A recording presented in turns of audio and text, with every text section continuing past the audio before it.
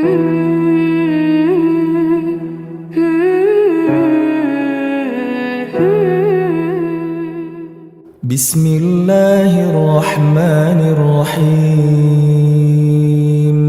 Sedekah bukanlah pengeluaran dalam pandangan Islam, tapi dianggap sebagai sebuah investasi yang kita investasikan langsung kepada Sang Pencipta Allah yang Maha Kaya. Kalau seandainya di kalangan kita manusia ada seseorang pemilik perusahaan, perusahaannya sangat maju, berkualitas, menguntungkan, kemudian ditawarkan, Bapak Ibu sekalian, siapa yang mau investasi kepada saya di perusahaan ini? Kita sudah tahu perusahaan itu sangat maju, sangat bagus, produknya terkenal, dengan dijanjikan juga keuntungan yang bisa didapatkan misal 50% dari modal yang kita taruh. Saya yakin walaupun disebutkan angka investasi misalnya 100 juta dan kita hanya punya 100 juta, saya yakin kita akan ikutkan di perusahaan tersebut karena kita yakin ini investasi, bukan pengeluaran. Sebenarnya dengan Allah Subhanahu wa ta'ala kita harusnya berpikir begitu. Kita bukan sedang pengeluaran kalau kita berikan kepada orang miskin, sumbangan ke kotak amal masjid, ke Palestina teman-teman kita yang lagi butuh, atau membuka puasakan orang, atau membantu membiayai orang-orang yang sedang sakit, atau apa saja. Semua itu jenis investasi, namun bukan dengan manusia, dengan zat yang maha kaya, Allah Subhanahu wa ta'ala. Pakai resep ini, selalu sedekah, rutinkan. Jangan sampai luput dari kita. Hadis Bukhari yang pernah kami sampaikan, kata Nabi SAW, "Idza asbah ibnu Adam," kalau tiba pagi hari, ya, di pagi hari anak Adam, maka ada dua malaikat yang diturunkan oleh Allah Subhanahu wa ta'ala. Yang satu mengatakan, "A'ti mumfikan khalafa," ya Allah berikanlah orang yang berinfak ganti. Dan yang satu mengatakan, "Wa a'ti mumsikan talafa," dan berikanlah kebinasaan kepada orang yang menahan atau pelit. Maka setiap hari kalau kita keluarkan sedekah, makanan kah, minuman kah, pakaian kah, uang kah, apa saja, maka semua itu adalah investasi terbaik yang kita berikan, yang nanti akan diganti oleh Allah Subhanahu wa ta'ala sebagaimana Allah sebutkan dalam surah Saba, surah nomor 34 ayat 39 potongan ayatnya, "Wa ma anfaqtum min syai'in fahuwa yukhlifu." Semua yang kalian infakkan maka pasti dia akan menggantinya. Allah Subhanahu wa ta'ala kalau sudah mengganti, Bapak Ibu sekalian, selalu renungi firman-Nya, dan ini kekal ditelawakan oleh orang-orang beriman sampai hari kiamat. Innallaha yarzuqu may yasha'u bighairi hisab. Allah itu kalau memberikan balasan kepada orang maka tanpa ada hitungan lagi. Jadi tidak ada di dalam syariat Allah Subhanahu wa ta'ala itu kita keluarkan 100.000 kita akan diganti 100.000, itu tidak ada. Tapi Allah akan balas dengan tanpa ada nilainya lagi. Jadi sangat besar balasan dari Allah Subhanahu wa ta'ala. Orang yang perhitungan kalau berinfak di jalan Allah, maka Allah pun perhitungan dengan dia. Tapi kalau dia royal di jalan Allah, Allah pun royal kepadanya. Ingat pernah kami sampaikan sabda Nabi SAW kepada Asma binti Abi Bakar radhiyallahu anhuma. Beliau mengatakan, "La tuqi fayuqillahu alaiki." Jangan kau perhitungan hai Asma, maka Allah pun akan perhitungan padamu. Jadi betul-betul kita harusnya yakin dengan masalah ini, dan ini bukan hanya sekedar menjadi penyebab banyaknya rezeki. Sudah kita jelaskan perkataan salaf bagaimana mereka mengatakan bahkan bisa menghilangkan musibah yang akan menimpa kita kalau kita bersedekah, ya. Ingat perkataan Ibnu Ja'ad radhiyallahu atau rahimahullah, ada di halaman 6, ya. Sesungguhnya sedekah itu benar-benar bisa menghilangkan 70 pintu keburukan. Bahkan orang-orang yang sakit, ya, mungkin kayak di rumah sakit begini banyak pasiennya, itu Nabi SAW sudah berikan kita sebuah resep yang luar biasa. Beliau mengatakan, "Dawu mardhakum bis sadaqah." Obati orang yang sakit di antara kalian dengan sedekah. Kalau dalam hitung-hitungan akal orang-orang kapitalis tidak akan nyambung. Memberikan kotak amal masjid, memberikan orang miskin bisa sembuhin penyakit saya. Nah itu, tapi dalam kamus agama kita memang seperti itu. Ya.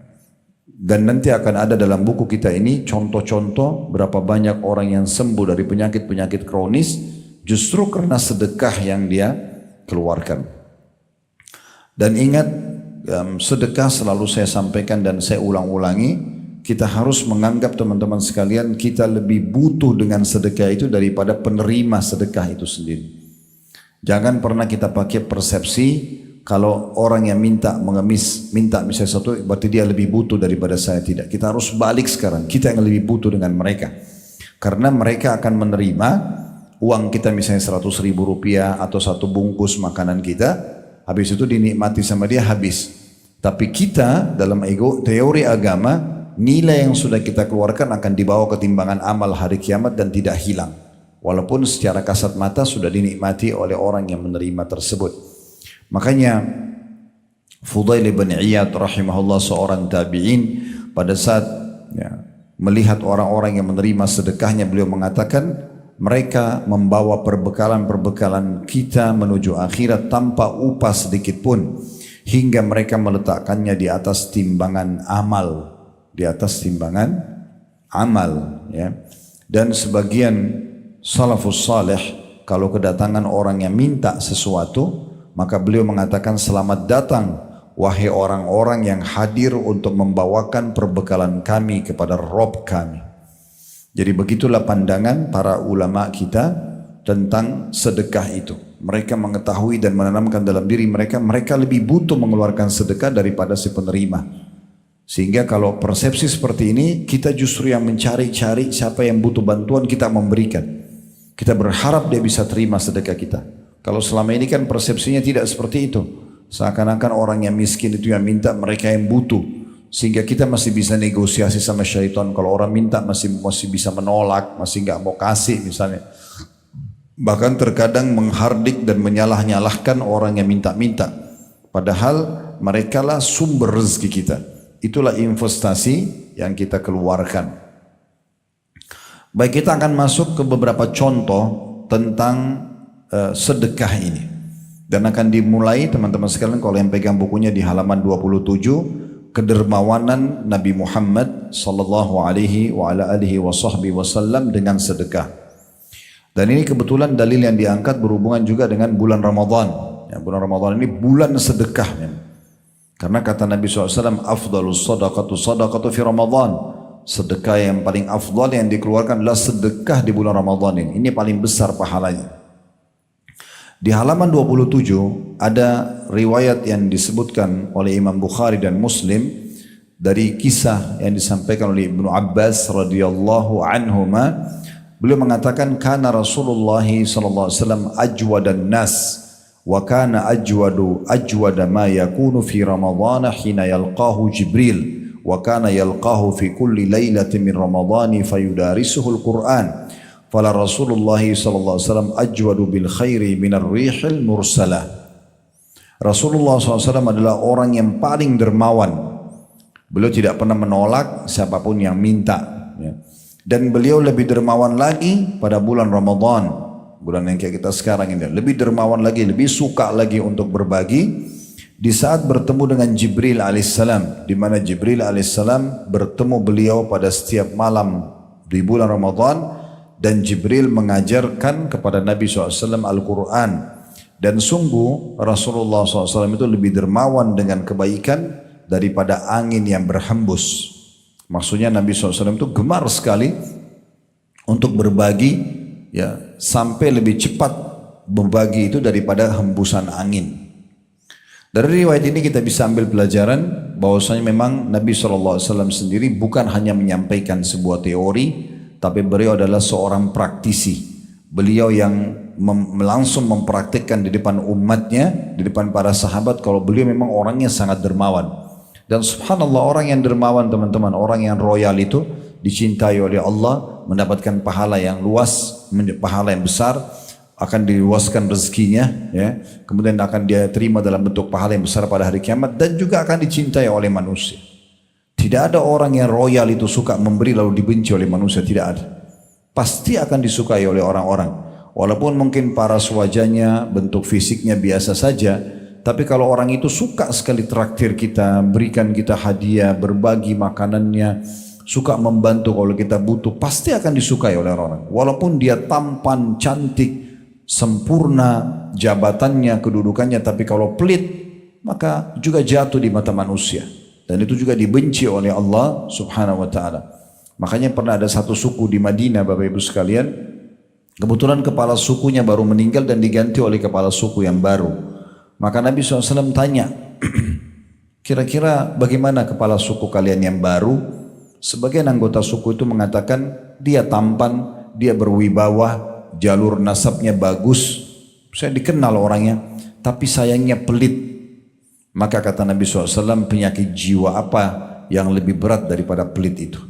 Jadi dibenci oleh Allah, dibenci oleh manusia. Ya. Kemudian sebaliknya kalau orang dermawan disuka oleh Allah, diberikan balasan yang besar, serta juga disukai oleh manusia. Dan salah satu ciri orang itu dermawan adalah tidak pernah mau menolak siapapun yang minta.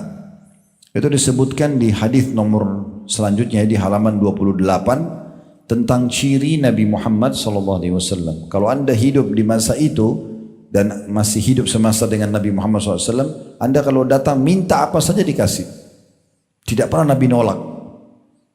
Disebutkan dalam riwayat ini, diriwayatkan oleh Imam Muslim, ma su'ila Rasulullah SAW syai'an qattun faqala la.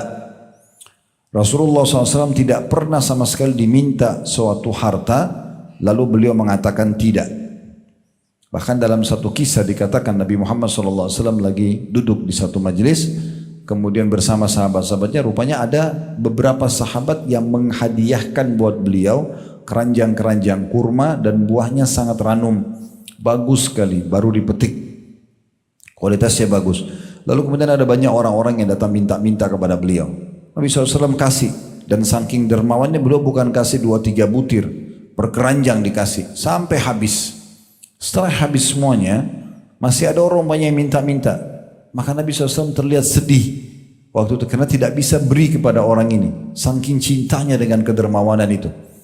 Maka Umar bin Khattab di sebelah Nabi langsung mengatakan, ya Rasulullah, Allah tidak bebankan anda di atas kemampuan anda. Maksudnya anda sudah bantu tadi mereka yang lainnya. Ini kalau sudah datang lagi orang dan anda tidak punya, nggak usah anda bebankan diri anda. Nabi diam saja. Rupanya di sebelah Umar ada Ali bin Abi Thalib, anak mantu Nabi. Ali mengeluarkan korek kantongnya, ada uang 3 dirham. Kemudian Ali mengatakan, ya Rasulullah, ini ada sisa 3 dirham, silakan anda letakkan di mana anda ingin.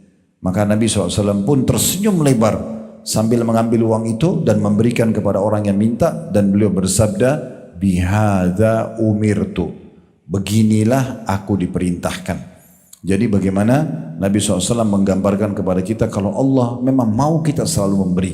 Allah itu zat maha kaya dan suka hamba-hambanya untuk berbagi, dan dia akan balas kekayaan bagi hamba tersebut. Hampir semua jemaah yang saya pernah temuin, apakah jemaah haji, jemaah umroh kami, ataupun jemaah dalam pengajian yang Allah bukakan pintu rezeki, saya lihat yang tidak pernah berhenti rezekinya, perusahaannya maju, badannya sehat, itu satu kunci yang saya selalu lihat, mereka dermawan sekali, suka sekali berbagi, beli hadiah banyak buat keluarganya pada saat mau pulang. Kalau haji dan umroh di pengajian bagi-bagi makanan, bagi-bagi pakaian kepada jemaahnya misalnya.